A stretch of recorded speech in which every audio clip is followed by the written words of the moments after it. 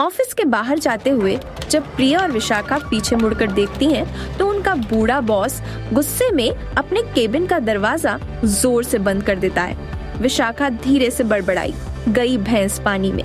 वहीं दूसरी तरफ प्रिया रोनी सी शक्ल बनाकर बोली, अब हमारा क्या होगा।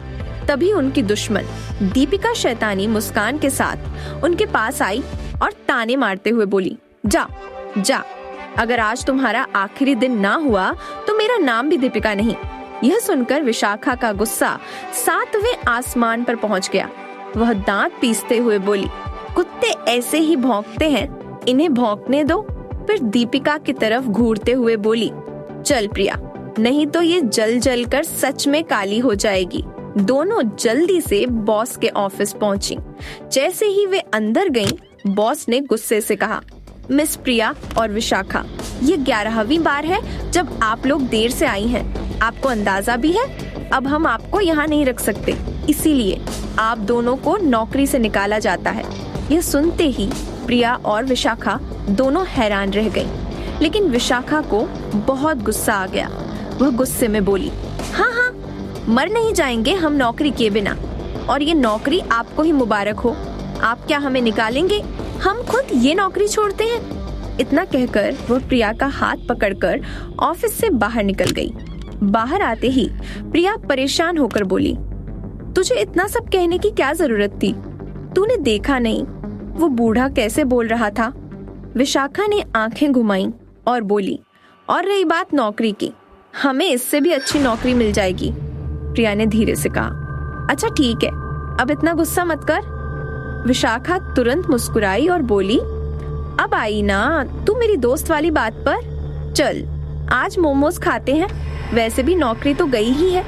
दोनों हंसते हुए टैक्सी में बैठ गए। लेकिन उन्हें क्या पता था कि अगले कुछ पल उनकी जिंदगी पूरी तरह बदलने वाले हैं।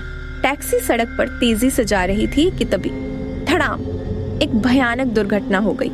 चारों तरफ कांच टूटने की आवाज गूंज उठी। प्रिया और विशाखा के सिर पर गहरी चोट लगी थी। हर तरफ सिर्फ खून ही खून फैला हुआ था। टैक्सी चालक किसी तरह बच गया, लेकिन दोनों बेहोश थीं। तभी अचानक प्रिया के गले में बंधा पुराना लॉकेट चमकने लगा। उसका रंग धीरे धीरे बदलने लगा। वह लॉकेट बहुत पुराना था। उसे उस अनाथ आश्रम की एक बूढ़ी औरत ने दिया था, जो प्रिया से बहुत प्यार करती थी।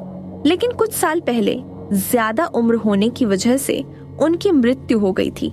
अचानक दोनों के सिर में भयानक दर्द होने लगा। उन्हें हर तरफ सिर्फ अंधेरा ही अंधेरा दिखाई दे रहा था। दोनों को लगा, क्या हम मर चुके हैं? लेकिन तभी धीरे धीरे एक तेज रोशनी फैलने लगी। रोशनी इतनी तेज थी कि दोनों अपनी आंखें नहीं खोल पा रही थीं, पर धीरे धीरे वही रोशनी उन्हें आंखें खोलने पर मजबूर कर रही थी। जब दोनों ने आंखें खोली तो वे अस्पताल के बिस्तर पर थीं। प्रिया घबरा कर उठी और बोली, मैं तो मर गई थी, फिर मैं यहाँ कैसे पहुँच गई? ये कौन सी जगह है? क्या मैं बच गई हूँ या किसी ने मुझे बचा लिया? उसने चारों तरफ देखा, कमरे में कोई नहीं था। उसे लगा शायद वह किसी अस्पताल में है। दूसरी तरफ विशाखा भी अस्पताल में थी। उसे ज्यादा गहरी चोट नहीं आई थी। वह समझ ही नहीं पा रही थी कि आखिर वह कहाँ है। तभी एक डॉक्टर कमरे में आया और बोला, मिस सिंघानिया, मुझे लगता है अब आप ठीक हैं, आपको छुट्टी दी जा सकती है। विशाखा चौंक गई। मिस सिंघानिया, ये नाम तो कहीं सुना हुआ लगता है। अचानक उसे याद आया, ये तो उसी प्रसिद्ध उपन्यास का नाम है, वही उपन्यास जो बहुत प्रसिद्ध और लोकप्रिय था। प्रिया और विशाखा ने भी उसे पढ़ा था, लेकिन विशाखा को वह उपन्यास बिल्कुल पसंद नहीं आया था। डॉक्टर ने उसे सोच में डूबा देखकर पूछा, आप क्या सोच रही हैं? फिर डॉक्टर बोला, और हाँ, जिसे आपने बचाया था वह आपके बगल वाले कमरे में है। यह सुनते ही विशाखा ने सोचना बंद किया और जल्दी से बोली, क्या मैं उससे मिल सकती हूँ? उसने मन ही मन सोचा, अगर मैं यहाँ हूँ तो क्या प्रिया भी यहीं है? नर्स की मदद से वह धीरे धीरे प्रिया के कमरे की तरफ गई। उधर प्रिया अभी भी डरी हुई थी।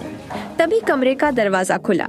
एक अनजान लड़की को देखकर प्रिया घबरा गई और बोली,